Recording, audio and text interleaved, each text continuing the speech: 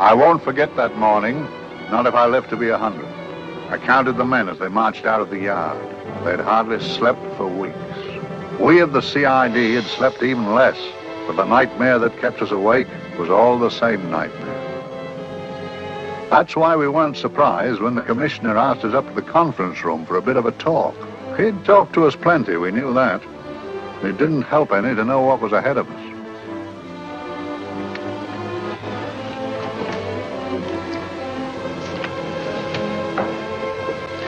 Must we have that window open, Gregson? Oh, shut it if you want to. Chief will be in enough of a temper without having a ruddy blast down the back of his neck.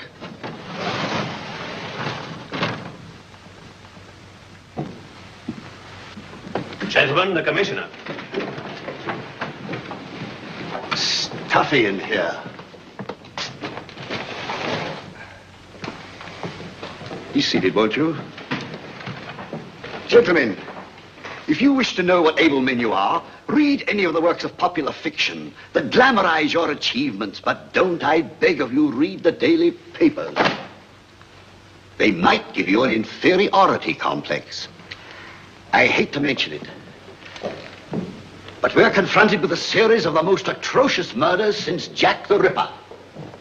And in the meantime, the CID might as well be playing at shove-hate-me for all the good we've accomplished. Now look. Here, here, and here. Each of these red flags scattered through the city stands for a woman brutally murdered, a woman's terror, a woman's death agony. These are no ordinary crimes. These are the works of a fiend who kills first and mutilates afterwards. A ghoul who hacks off a part of his victim's body and carries it away with him, a loathsome souvenir of his butchery. 3 women murdered so far, and you haven't turned in one clue. You haven't given me one lead. Here you sit and wait for news of a 4th victim, with your arms folded.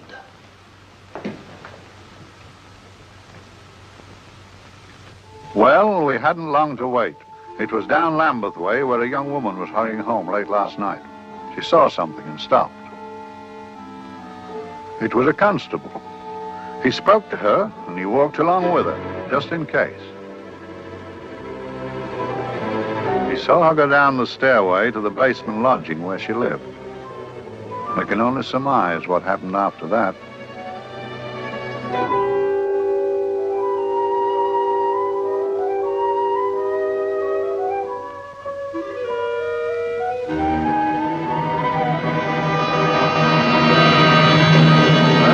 My pride in my pocket and went to see the man who'd so often helped out Inspector Lestrade and myself in the past, Mr. Sherlock Holmes.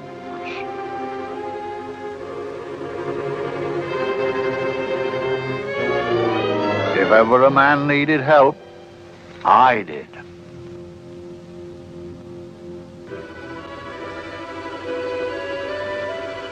This makes 4, Inspector.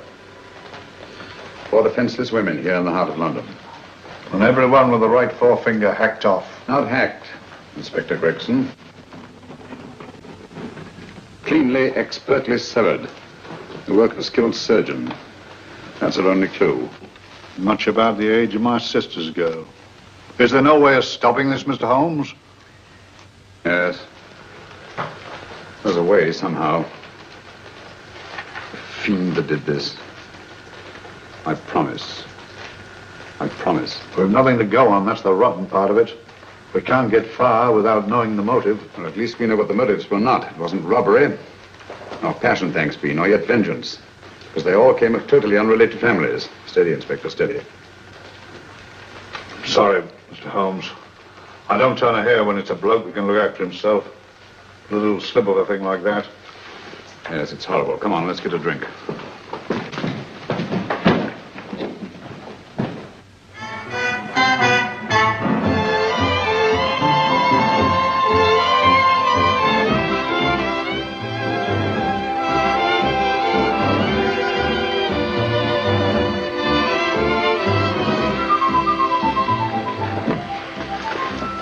Mr. Holmes. Evening, Vincent. Whiskey and soda, please, and a double for my friend here, Inspector Gregson. Very good, sir. Make mine Irish. Decent of you to give me a hand with this thing, Mr. Holmes. Always a pleasure to be of help to Scotland Yard, Inspector. Little out of my line, looking for a maniac who murders just for the fun of it.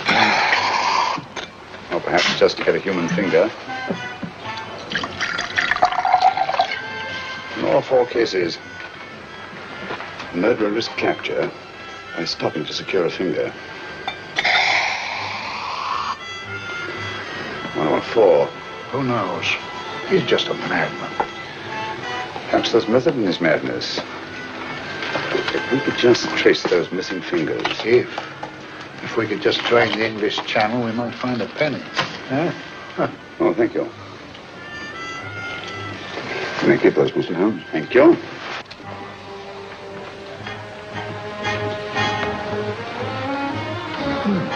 Sir George Fenwick, isn't it? Yes. Is that his daughter with him? Don't be so naive, Inspector. You know everyone, don't you, darling? Well, hardly. A week ago, I didn't know you. A week. How fast it's gone.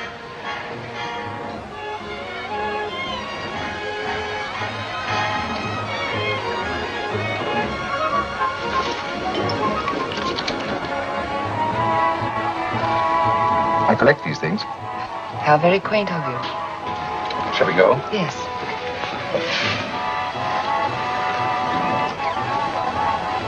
What are you looking at, Mr. Holmes? Looking at a very handsome woman. Not fond of the purple, but giving an excellent imitation. Would you like to come to my flat for a nightcap? Lovely idea. Yes, isn't it?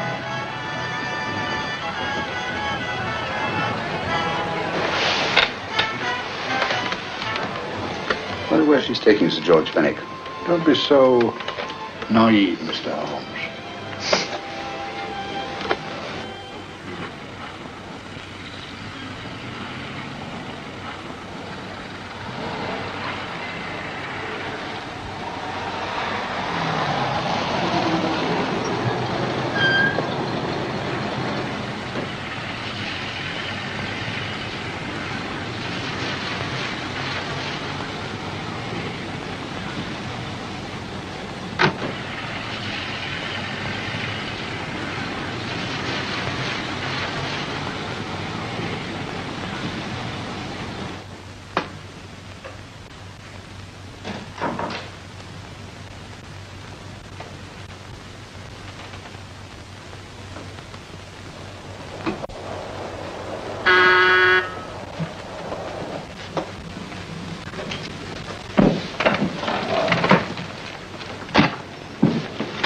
Good evening, Mum. Hello, Grandon. Any messages? No, Mum. Thank you. Drinks, Grandon. One of your nice surprises. Yes, Mum. I say, you don't mean that... Grandon's a marvel, aren't you, Grandon? Yes, Mum. You wouldn't believe the things she can do.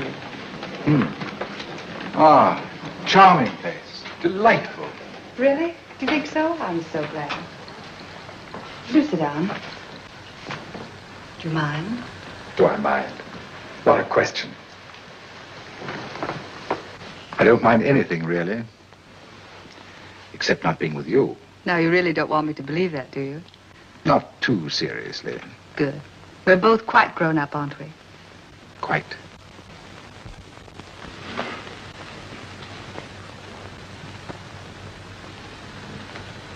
You're a treasure, Grandon.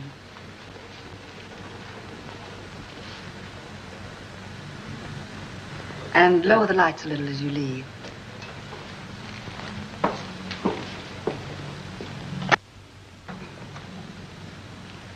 I prefer a more flattering light. In any light you'd be... Would I? And don't you know it? Perhaps I do.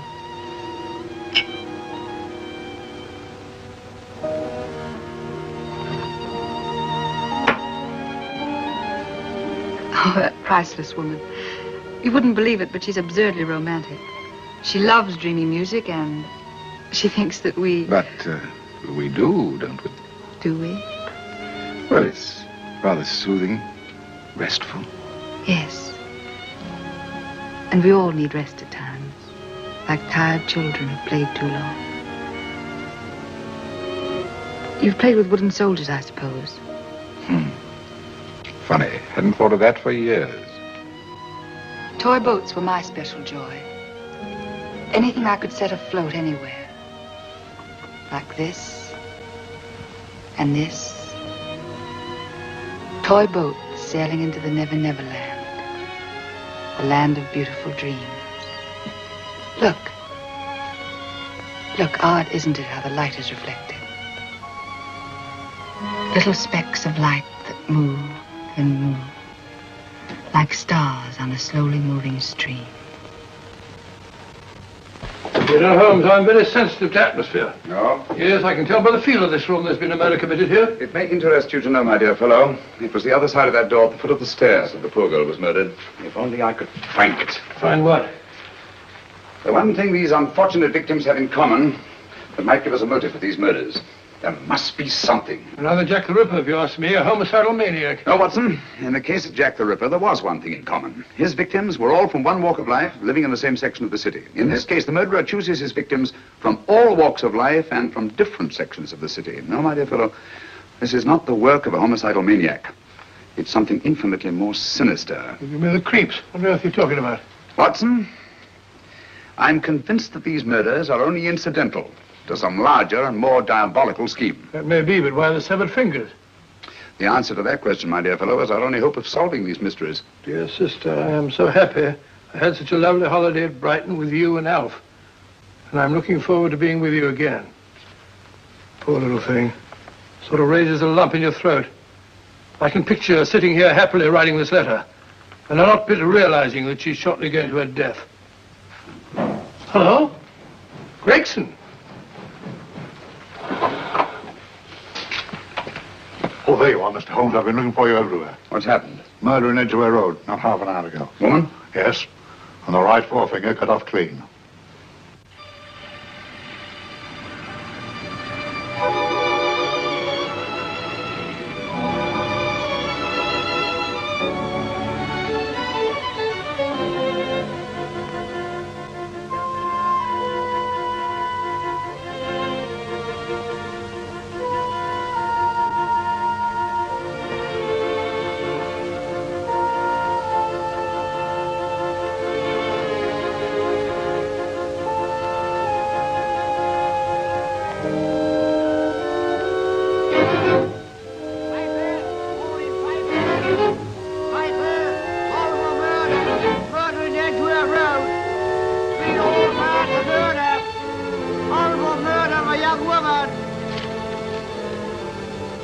Piper!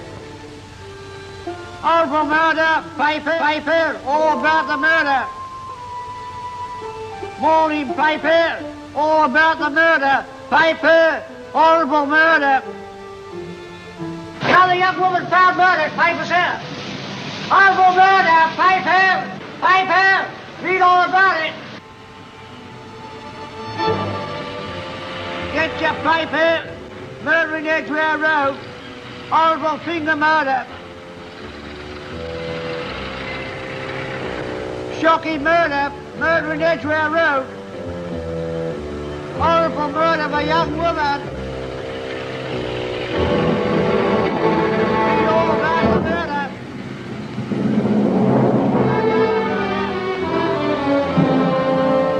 Only fancy, Mum. There's been another of those horrible murders. Dear, dear, how shocking.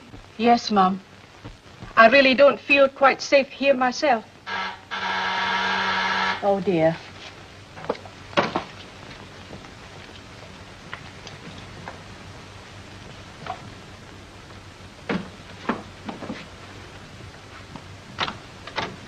Why, Sir George! I must see Miss Marlowe at once. I don't know if she... I must see her. Where is she? Lydia. Why, Sir George, what is it? What happened? I don't know. You'll have to help me. You've got to help me. But I don't understand. Listen, I woke up a few minutes ago in a cheap boarding house off Edgware Road. I don't know how I came there. I don't know when. The last thing I remember is being here with you. Calm yourself, Sir George. When did I leave here? Well, it was about, It was 10:45, Mum. Precisely. You seemed, forgive me, just a little distressed. Detached, not interested. I thought I'd said something to offend you. I don't remember.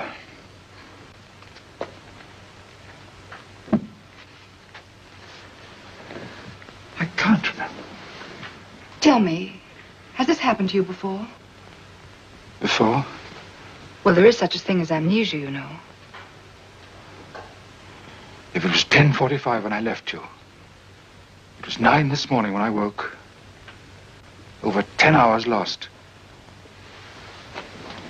10 hours that I can't account for. And in my pocket when I woke, I found... Yeah, in my pocket. That isn't... Oh, it's not for you, of course. It can't be. Excuse me, Mum, but there's a man asking to see the gentleman. Send him away. Yes, Mum. No, please. I'll see him.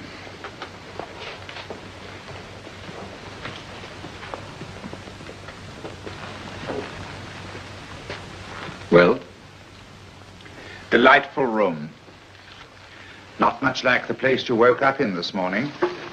You followed me here? Yes. Are you a detective? Oh, no. Quite the contrary. Don't be afraid, Sir George. You know my name? Oh, yes. A very old and highly honored name. And being the bearer of such a name, and also a very wealthy man, I thought you might care to possess yourself of this trifle. Rather than let it fall into the hands of the police. It is yours, if I'm not mistaken. The initials, GF. Where did you get this? It came out of your pocket. I saw it fall, but you never noticed. You were very busy, bending over something with a knife. Then you put something in your pocket.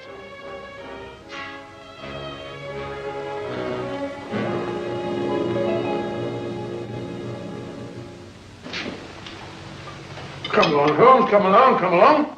How many more talismans, I tell you? You're missing a treat. This is delicious. Little jam tarts to follow. Aren't you tempted? You and your flesh pots.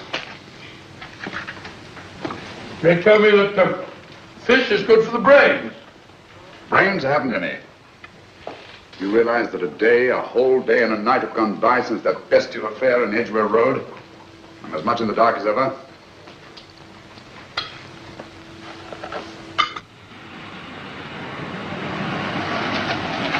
Hello, here comes a client, unless I'm very much mistaken.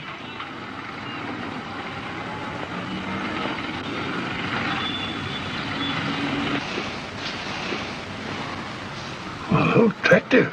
Very attractive.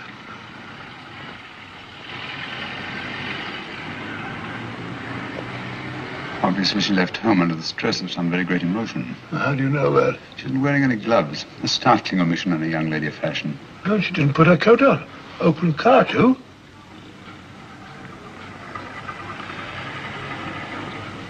Furthermore, there's something in that bag she wants to show me. What makes you say that? The bag doesn't match her dress, indicating it was picked for size rather than style, to accommodate some bulky object. You amaze me, Holmes. What do you mention, my dear fellow?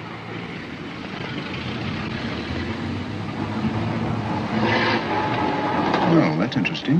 What is? A cab. Turning at the empty house. I wonder why he followed her here. Oh, wouldn't you? Quite possibly with the glasses.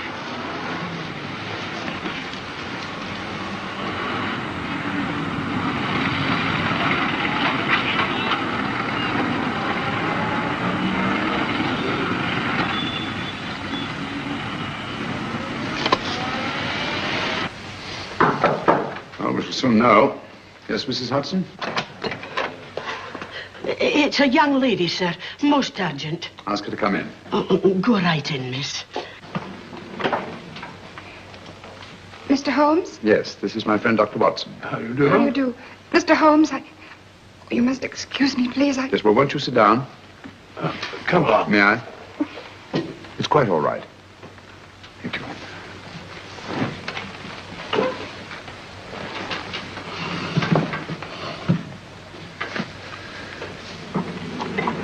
Now try to control yourself, Miss Merrick. You're with friends. You know my name? No magic, I assure you. I've often seen your picture. You're the daughter of Sir George Merrick, aren't you? Yes.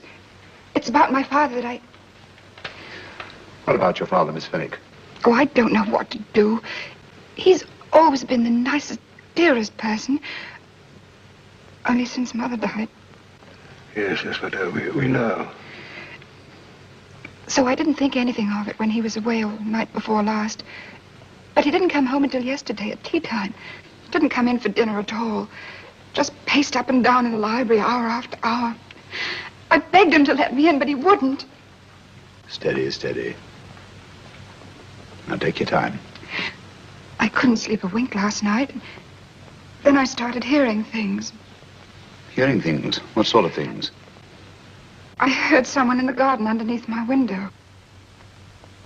Then I saw a figure moving down the garden path. And I recognized my father. Stealing through his own garden like a thief.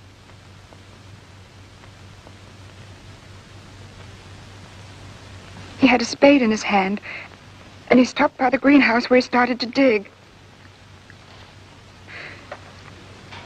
This morning, at daybreak, I stole out into the garden and I found this.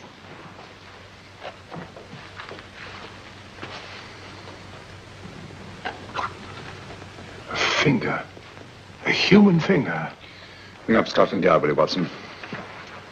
Ask them to get hold of Inspector Gregson and tell him to meet us at once at George Fenwick's house, Kingston. Operator, get to Scotland Yard quick. Where's my father, Norris? He's still in the library, miss. Thank you. We'll see him right away. Will you come with me, please? Thank you. I got your message, Mr. Holmes. Yes, indeed.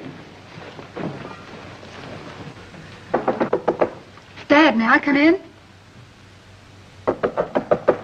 Dad. That's funny. He doesn't answer. Do you mind? Please do. Thank you. Watson, quick. Oh, Come along, no, my dear. no, no. Take charge, Miss Fenwick, please. Sorry, sir. Now, miss, please. Please come along with me.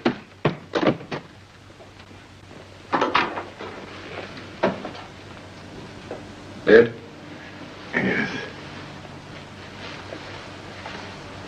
What do you make of it, Doctor? Shot in the back, between the second and third ribs.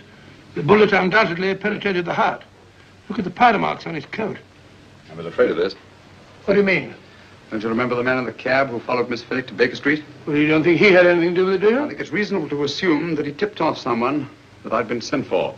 Sir George has obviously been murdered to keep him from telling me what he knew. What was the weapon used? Small caliber revolver, point blank range by the look of the wound. The murderer came in through those French windows. The mud from the garden he brought in on his boots. Sir George must have surprised the intruder. Passed the room to him here. What follows we can't tell. But from the location of the wound, I'd say that he turned his back for a moment, and as he turned, the muzzle of the revolver was placed between his ribs and one muffled shot fired. And you mean to say he kept on going, even after he was shot? There's no doubt about it. Look there. The trail of blood leads us back to the desk. Something Sir George was after. Something. I know. He was trying to summon help, poor chap. I don't think so, Watson. There's the bell pull by the fireplace. No, you'll notice from the trail of blood that Sir George made straight for this desk here. I wonder, there was something he was desperately anxious to get. Hello. His right hand's clenched. That's perfectly natural. Death agony. The left hand lies open. Why only one hand clenched in the death agony, Eddie? The right hand, the hand nearest the desk. Please note that. If Sir George took something off this desk, something so important that he spilled his last drop of blood to get it, I want to know what it is.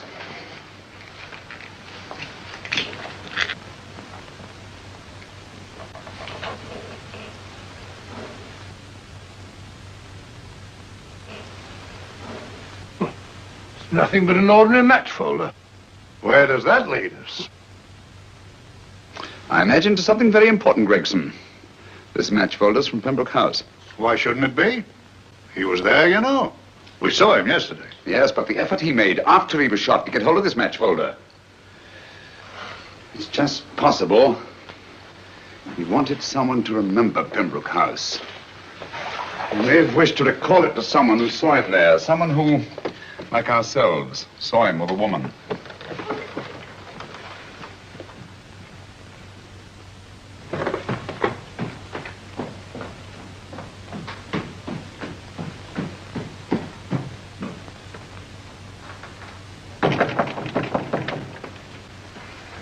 Come in. Oh, Dr. Watson, this came by hand from Mr. Holmes not 10 minutes ago. Thank you, Mrs. Hudson. That would be the report from Mr. George's bank. Report from Sir George? Oh, really? Don't you remember his daughter told us that he'd just closed his account? Had it looked into at once.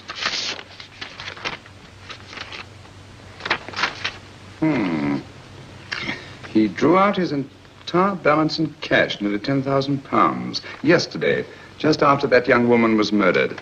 What does that suggest you, Watson? But he paid it out to someone. Precisely. I smell the faint, sweet odor of blackmail. You don't think he paid it out to someone who saw him murder the McLean woman? Sir George never murdered anyone. But he did have that woman's finger, and he empty did have and pay out a lot of cash. That's the terrifying part about blackmail, Watson. The victim is afraid to fight the accusation, no matter how false. Once the accusation is made, his name is smeared, and sometimes his life is ruined. Well, Sir George didn't commit these murders. What fiend did? I rather think they're not the work of any one man. Oh, come, Holmes. You don't expect me to believe there's a whole organization going about killing people and chopping off their fingers. No, it's possible, quite possible. Well, whoever's behind all this thing must be out of his mind. On the contrary, my dear fellow, if my assumptions are correct, this little scheme has behind it the most brilliant and ruthless intellect the world has ever known. You don't mean Professor Moriarty? I do. Oh, steady, Holmes, you've got him on the brain. This is the third time in as many months you've suspected him of unsolved crimes. He's dead, you know. Is he? Is he? You know he is. He was hanged in Montevideo, well, over a year ago. I know that someone was hanged in Montevideo under that name. But I'll stake my reputation that Moriarty is alive and here, now in London. Hello? Yes, but Dr. Watson, wait a minute. You me? Well, yes. This is Dr. Watson speaking. No, I'm afraid I've retired. I don't practice anymore. What? Oh, that's a different thing. An emergency case. Well, just a minute. Yes? Yes, well, see that she's not moved. Remember that? Don't touch her till I get there. Fractured case in McCardle's Mews. Heavy woman. 14 stone. Look at dust. 14 stone. Just the sort of person who would hoist herself up on a stool to feed the canary. There ought to be a law against fat people keeping little dicky birds. Well, so long, old man. I shan't be very long. Haven't used that bag since I brought little Amelia. What's her name in the world? She grew up to be a very unattractive child. Oh, who wouldn't with a name like Amelia? Oh, Amelia. Amelia.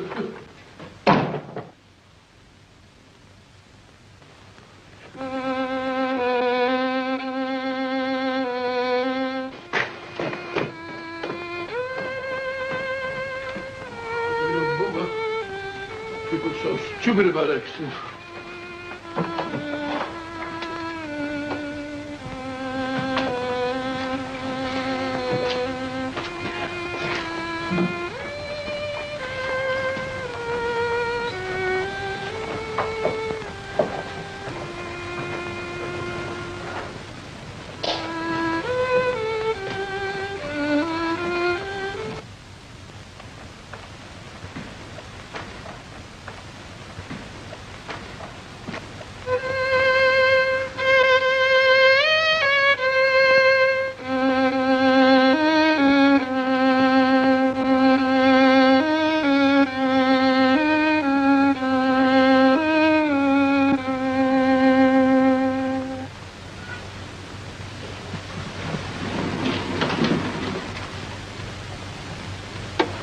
Oh, Professor Moriarty.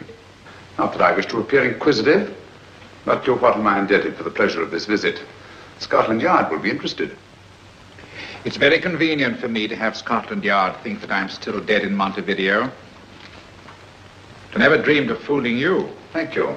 The thought occurs to me, Mr. Holmes, that there are some advantages in living within the law. You are very comfortably fixed here, aren't you? As I get on in life, the little comforts appeal to me more and more. Oh, I beg your pardon. Won't you sit down? Thank you.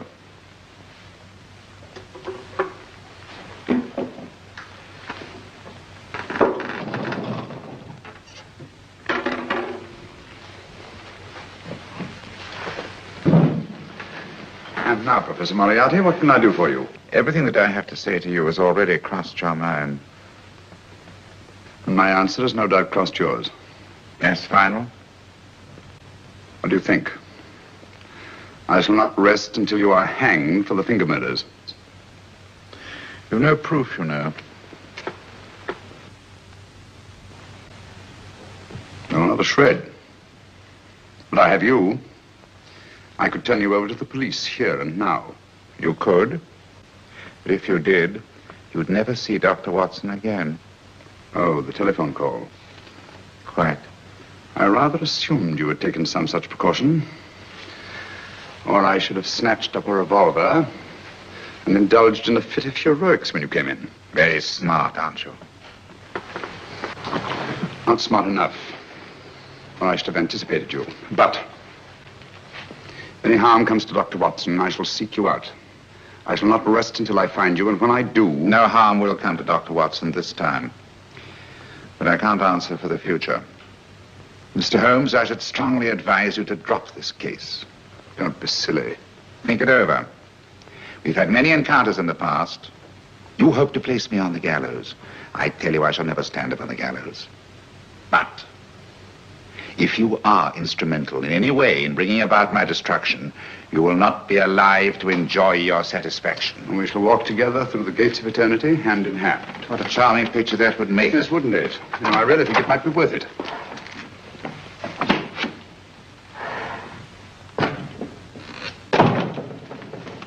Shoelaces, Governor? Tuppence a pair. And strong enough to hang yourself. How many more times must I tell you I don't want your filthy shoelaces or your company? Shoelaces, Governor? Blasted impertinence. Run along, my good man, or I'll give you in charge. Shoelaces, Governor? Shoelaces, Governor? Help a poor bloke. What's only got one arm? Any luck with Mr. Holmes? You can read his obituary in tomorrow's papers.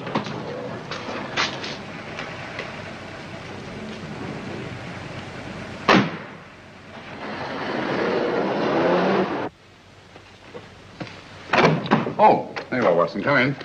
I was, just going out to look for you. Look for me what for? Suppose you don't think I know my way about. Well, you're right, I don't. Blast all practical jokers anyhow. Know where I've been? On a wild goose chase. Exactly. There's no such number in McCardle's Muse. Some fool's idea of a joke. Did you see anyone? No, nobody especially. Only a whining old idiot selling bootlaces. Persistent beggar, wasn't he? Stuck to you like grim death. Huh? How do you know? And finally left you for someone who looked like better pickings. Someone, my dear Watson, was Professor Moriarty himself. What? Just called on me. Moriarty here and you let him go? But you must be out of your mind. Why? Well, he bluffed me into believing that he was holding a friend of mine as hostage. Friend of yours who? Oh, nobody very important, just a fat, lazy fellow. Medical man, I believe. Medical man? Do I know him? Yes, I think you do. A fellow by the name of Watson. Watson, never heard. Who, me? I'm afraid so, old fellow. Your street hawker's job was to do away with you in a certain contingency. And you let Moriarty go? Because of me? I had no choice. I can't afford to lose you, old fellow. Well, it's very decent of the old chap, I must say, but... I wish you'd nabbed him. We shall, never fear. I know the motive for the finger murders. All I have to find out now is the method used with the blackmail victims. Method? Yes. How does Moriarty get them to the scene of the crime? How does he plant those severed fingers on them? And how does he scare them into believing that they may have committed those atrocious murders themselves? Curious.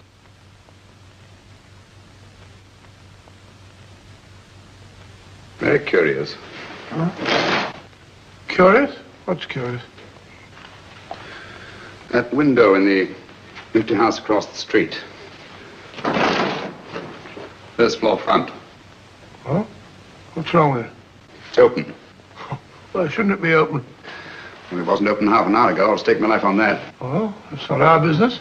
Let it stay open. I wonder if you'd go over, old fellow, and see what's the matter. Oh, trespassing. Against the law. Very well, I'll go myself. Oh, well, if you're going to put it like that, ridiculous waste of time. Going about shutting windows at this hour of the night. Yeah, you better take this torch. Well, take what? Dignified job for a doctor. Dr. Watson, the torchbearer. And what do you propose to do? Sit in a comfortable chair, I suppose, and read a good book? That's a very good idea. Yes, very good idea. While I play night watchman, you have a nice read. Mm-hmm. Good night. Have a good time. Have a good time. What do you mean, have a good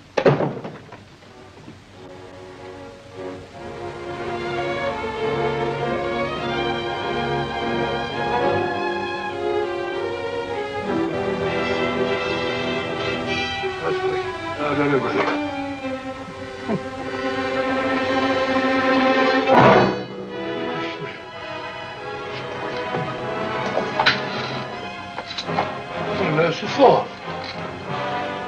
Oh, umbrella stand. Pretty little thing to keep about the house. Must have been a pet.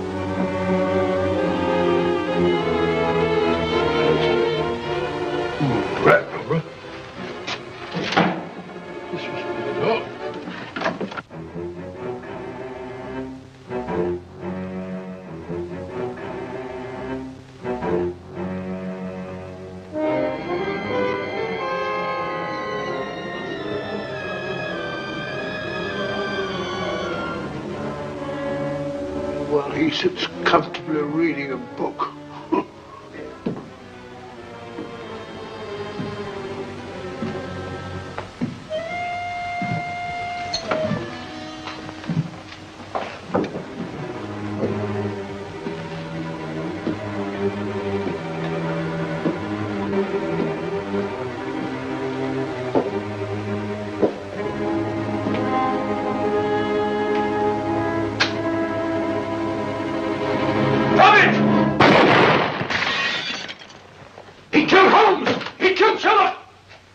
Watson.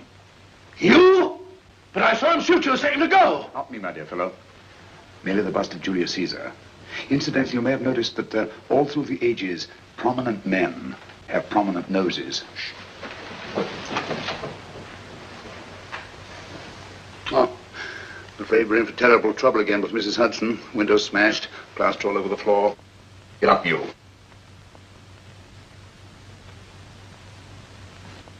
Corporal Williams, Middlesex Regiment. Discharged from the army as physically unfit. Papers seem in order.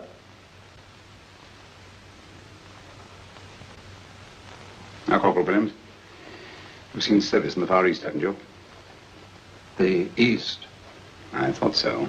Look at his complexion, Watson. Yellow as saffron. He's been taking atabrine. Cure for malaria. Sniper, aren't you?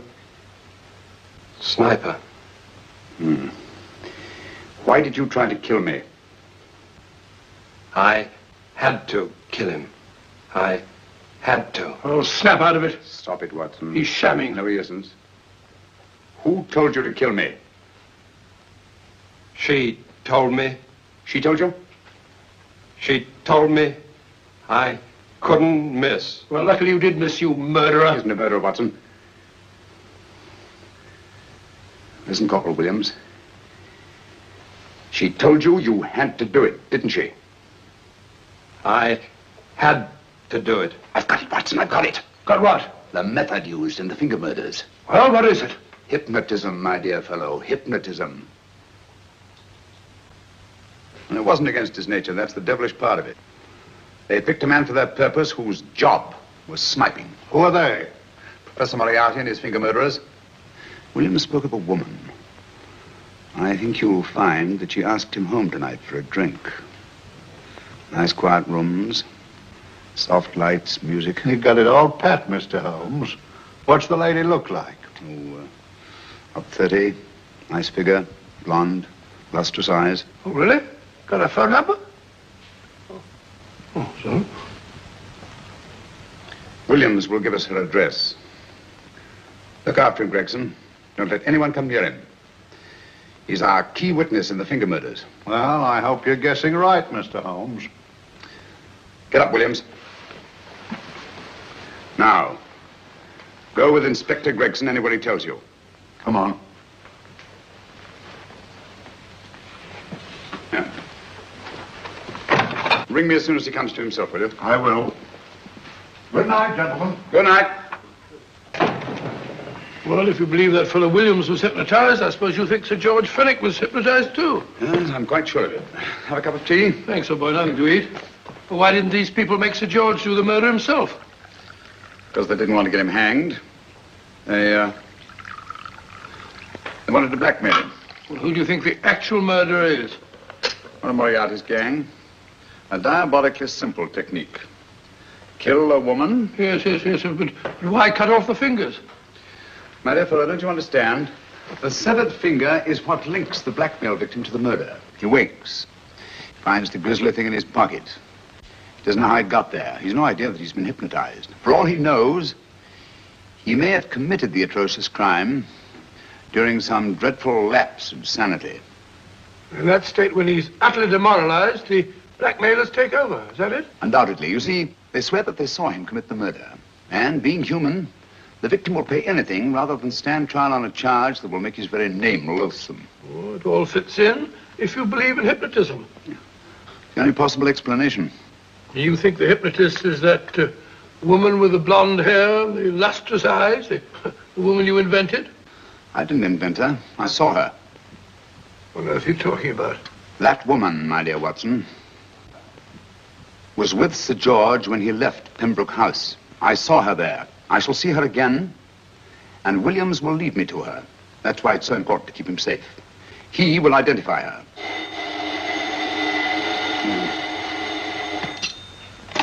Hello? Yes? Inspector Gregson? What? Well, get every constable in the district. Yes, I'll be over at once. What's happened, Holmes? Williams is missing. Great Scott! Come on.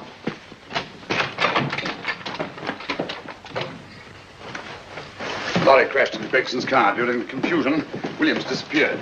Escaped, eh? No, kidnapped. To keep him from talking when he came to. You don't think that Moriarty... Moriarty? Anything is possible.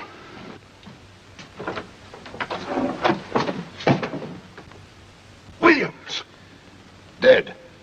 You see? Anything is possible.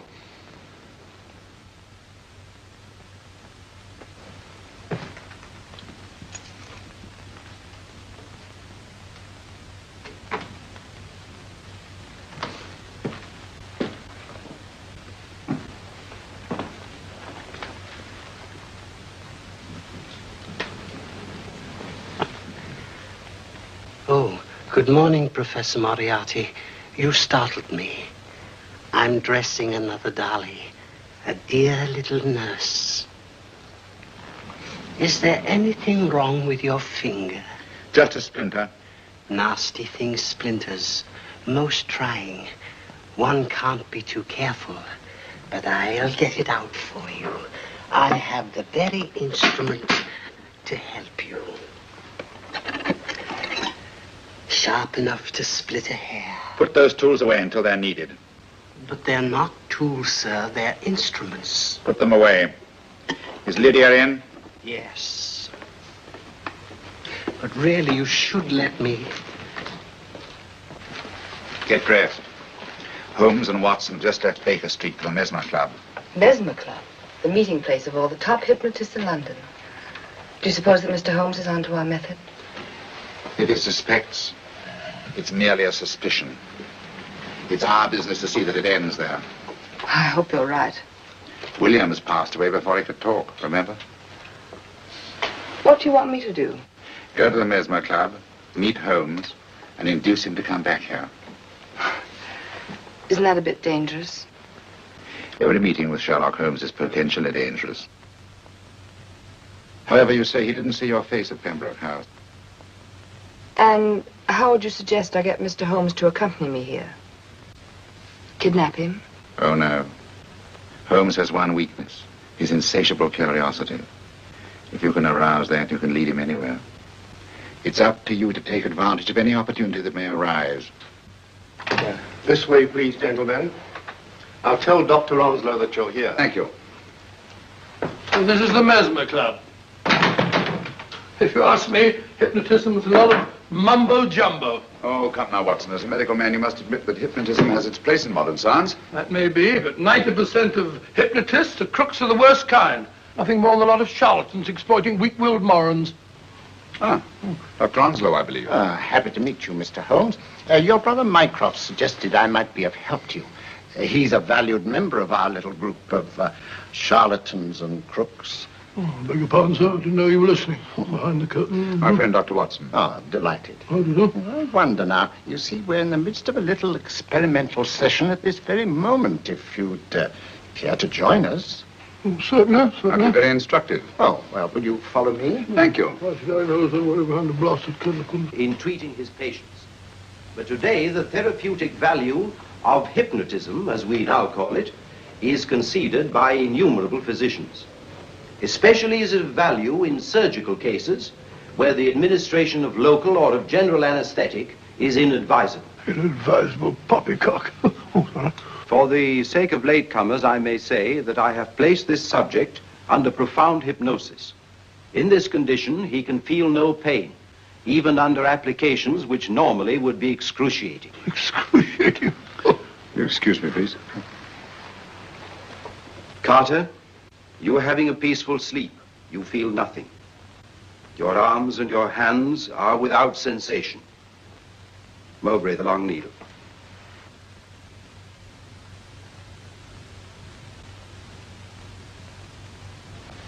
Carter, give me your right hand.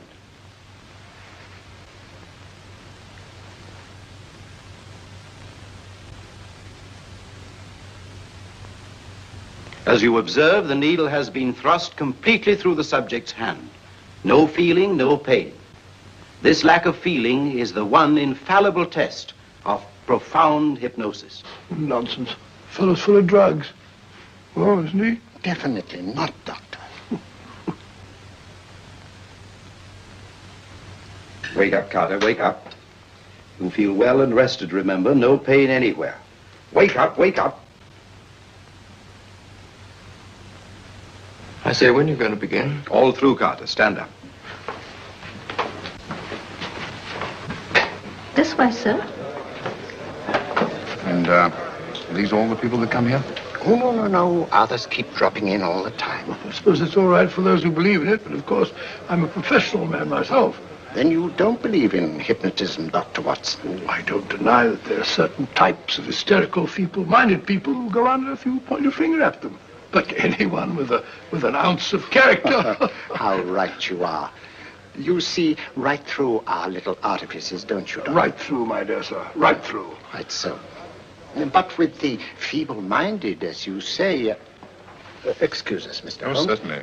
Step over here, won't you? Certainly, sir. Anything to oblige. Let me show you how easily we charlatans take advantage of them. Now, sit down, Doctor. Now, we set a thing like this in motion. It's wonderful, the attraction on the feeble-minded, of course. The continuous motion, if they just let themselves follow it. Of course, you could stare at it till doomsday, Dr. Watson, with no effect at all. Still, it might make you a little drowsy, like the white ribbon of road at night when you're driving. The rhythm is smooth, unbroken, and the road goes on and on, round and round, always the same, winding and winding.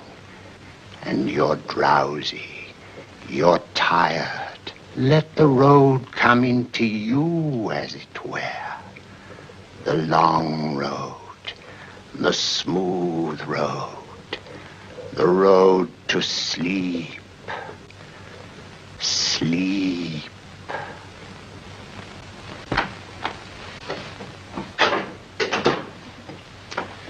Open your eyes. Stand up. Turn around. And now, Dr. Watson, you're on a holiday in Scotland. The country is amazingly beautiful.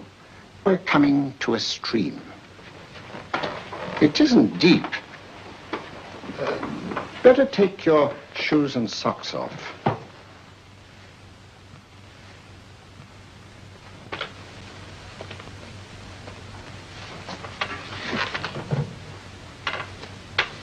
Roll up your trouser.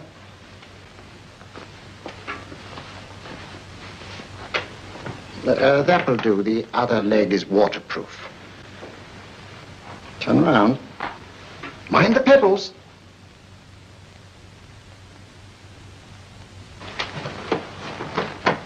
Sit down.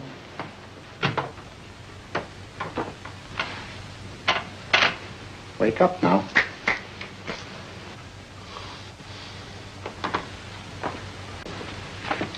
There, I see. What I tell you, it didn't work with me. Why, nobody with an ounce of character.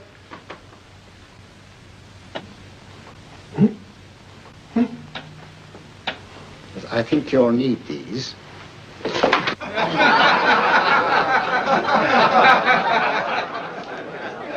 Something to laugh at? Watson, she's here. Oh, the woman you're looking for? Yes, I'm going to meet her. Perhaps I can induce her to take me to Moriarty. Do you think it's wise, Holmes? It may not be wise, but it's essential. After all, I've held me on with Moriarty in the past. But isn't it dangerous? She might be a hypnotist. If my will isn't stronger than hers, I deserve to be hypnotized. Shh. I feel I must protest, Dr. Onslow. I was told this was a gathering of serious students of a great science, and I find myself in a company of buffoons. Oh, my dear madam. Elliott's and Esdale Braid. Were those men martyrs for the truth, that you may laugh over your childish, cruel tricks? I must say I'm in complete agreement with you, madam. This was a most unnecessary performance, Dr. Onslow. Beg your pardon, sir. My name is Holmes, Sherlock Holmes. At your service, madam. Thank you, Mr. Holmes. I'm afraid I've created a rather embarrassing situation. But you see, I'm interested in the serious study of hypnotism. So am I, too. Perhaps we have something in common, Mr. Holmes. Perhaps we have. You join me for a cocktail at Pembroke House? I should be delighted. Good.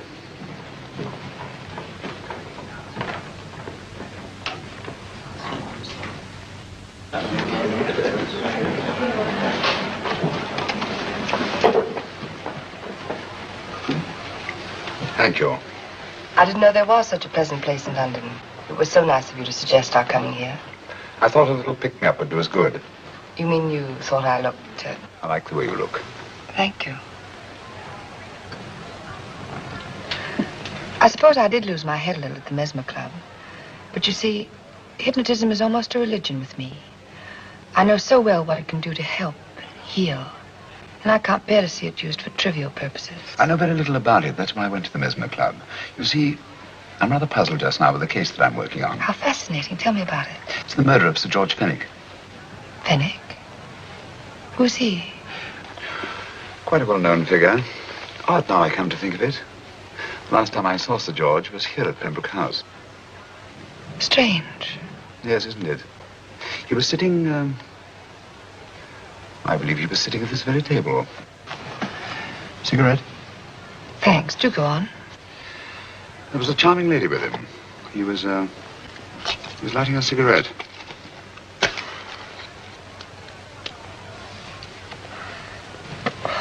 Charming. Did you see her face? No worse luck, but merely her back. How unenterprising of you. Yes, wasn't it? Afraid I'm getting a little older. I shouldn't say so. That's nice of you. Still, the first time in my life, I've got hold of a case that's beyond me. I'm actually losing sleep over it. You know, Mr. Holmes, I believe I could help you. Really? I should be very grateful. You're amused. No, merely skeptical. How would you go about it? I've used hypnotism more than once in healing. Not for profit. I'm not a professional. But I do think I could help you. If you'd care to... I can't think of a pleasanter experience.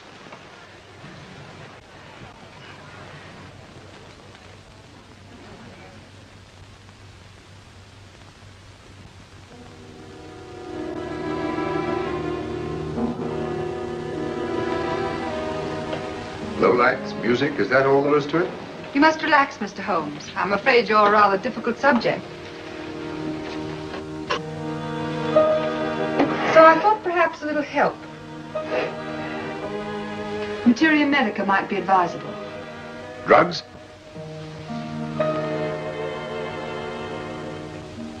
No, I'd rather not, if you don't mind. As a matter of fact, I'd rather not myself. But shrink Notzing, he practiced in Munich, you know. Believed it the best means for difficult subjects. Do you mind? Well, as a matter of fact, I don't approve of sedatives. Just as you wish. We don't have to go on with this at all, you know. Wait a minute. Wait a minute. All right. I'll take a chance. It's really quite harmless. What is it? Cannabis japonica, an oriental soporific. You need water.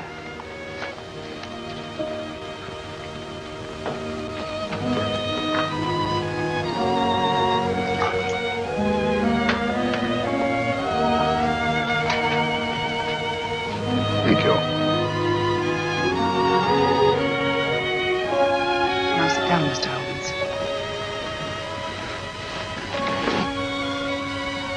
You'll feel yourself growing drowsy. Don't fight it. Give in to it. Because you do want to sleep, you know. Just fix your eyes on this one white flower floating on the water. Empty your mind of every other thought. Follow the motion of the water. So smooth. Not a ripple. Waters of forgetfulness. Steady. Deep. Strong. Strange, isn't it? How the light is reflected. Little specks of light that move and move.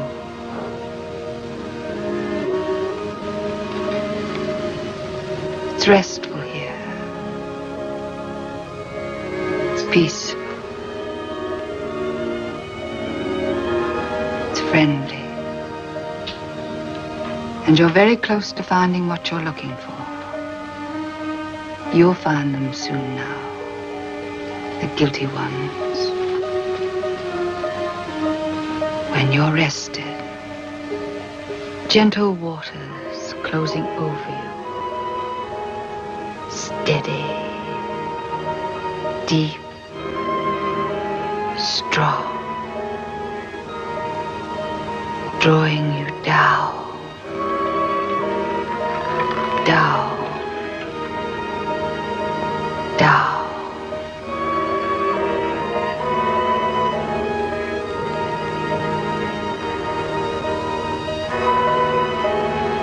Sleep.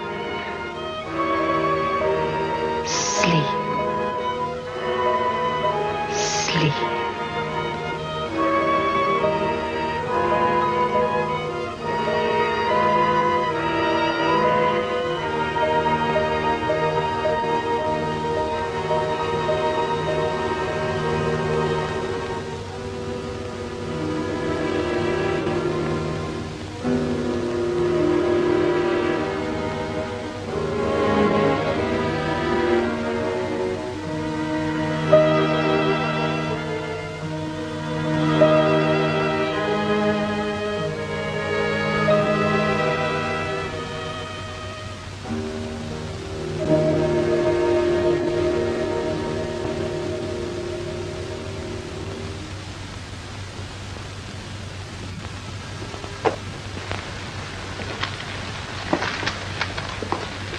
Here he is, Professor Moriarty. Stand up, Mr. Holmes.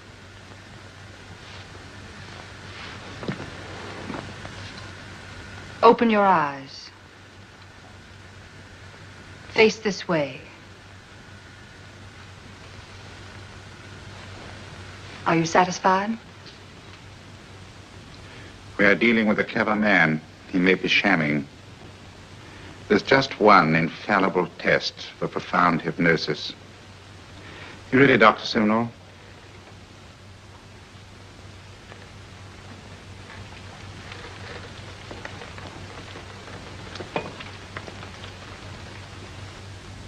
That will do, Doctor. He couldn't fake insensibility to the knife. I congratulate you, Lydia. Turn round, Mr. Holmes. Now walk to the desk.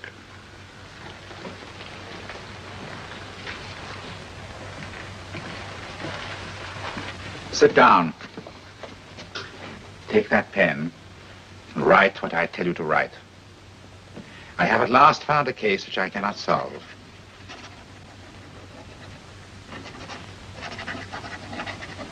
I have outlived my usefulness. Therefore, I have decided to end my life.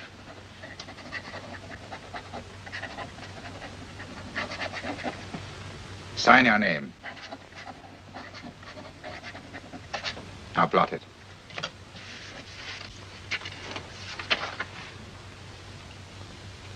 Fold it up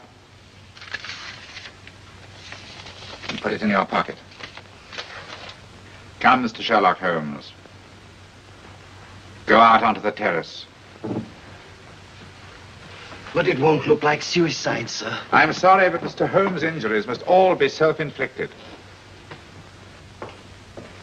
Let's walk a little, Mr. Holmes. It's so pleasant here in the garden. Just step up here onto the terrace. It's a nice, broad terrace. Now turn to the left and walk slowly to the end of the terrace.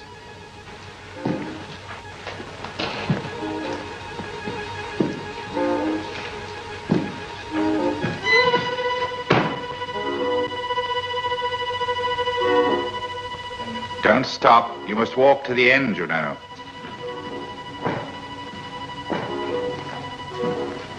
The end leads to an open doorway. You can pass through it in perfect safety. In the room beyond the doorway, you'll find what you've been looking for.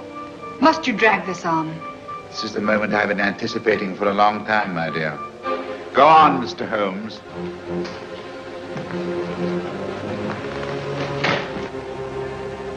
Through the open doorway, you will find the man responsible for the finger murders and the death of Sir George Fenning. Professor Moriarty. Holmes!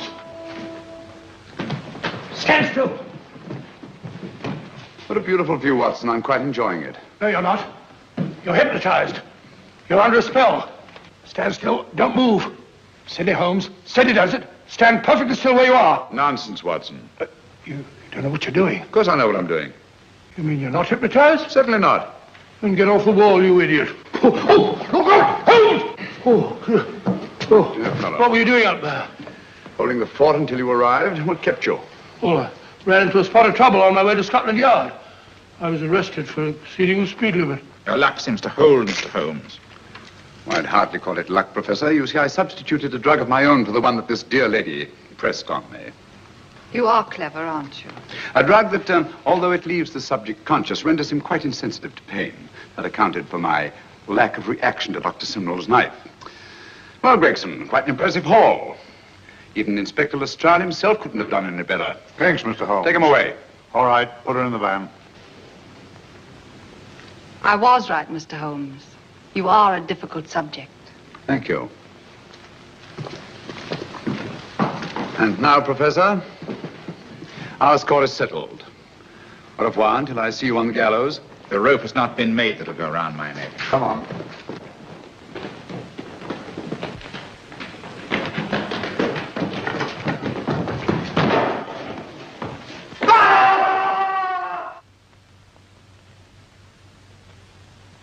take care of things, Mr. Holmes. Thank you, Inspector. Come on. An evil man, Holmes, but what a horrible death. Better than he deserved. What are you thinking of? I'm thinking of all the women who can come and go in safety in the streets of London tonight.